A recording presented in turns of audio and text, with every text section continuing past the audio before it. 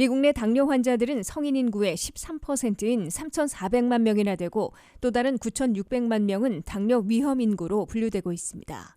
미국 내에서는 매년 150만 명이 당뇨 판정을 받고 있으며 당뇨 환자의 90% 이상은 제2형 당뇨로 파악되고 있습니다. 그런데 코로나19 바이러스에 눈에 띄게 취약하고 사망 위험이 높은 경우는 당뇨와 고혈압, 비만, 흡연자들인 것으로 나타났습니다. 당뇨 환자들은 코로나19 바이러스에 가장 취약하고 치명적인 피해를 입고 있는 것으로 NIH, 즉 국립보건원 등 다수의 연구 결과 나타났습니다. 국립보건원은 미국 내 코로나 사망자 130만 5천 명 가운데 21만 명에 대한 자료를 분석한 연구 결과를 최근 내놓았습니다. 뉴욕타임스는 이 연구 결과 코로나19 바이러스에 감염돼 목숨을 잃은 미국 내 사망자들의 40%나 당뇨 환자들로 나타났다고 보도했습니다. 당뇨 환자들은 대부분 고혈압과 비만을 수반하고 있어 사망률이 더 높은 것으로 분석됐다고 이 신문은 밝혔습니다. 여기에 흡연까지 할 경우 사망률은 더 높아진다고 이 신문은 경고했습니다.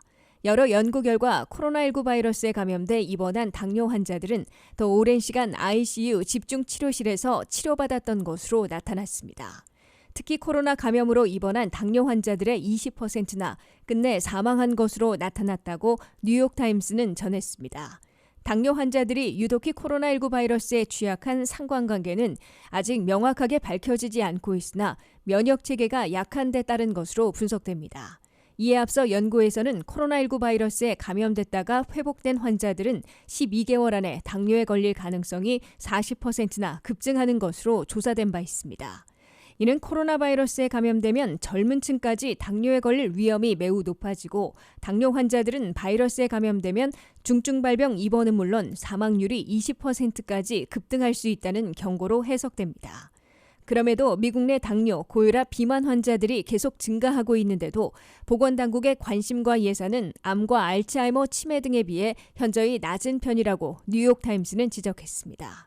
당뇨, 고혈압 환자들은 사방에 널려 있는데도 그 증상을 눈으로 볼 수 없는 특성이 있어 예방과 치료에 소홀히 하고 있는 것으로 이 신문은 밝혔습니다.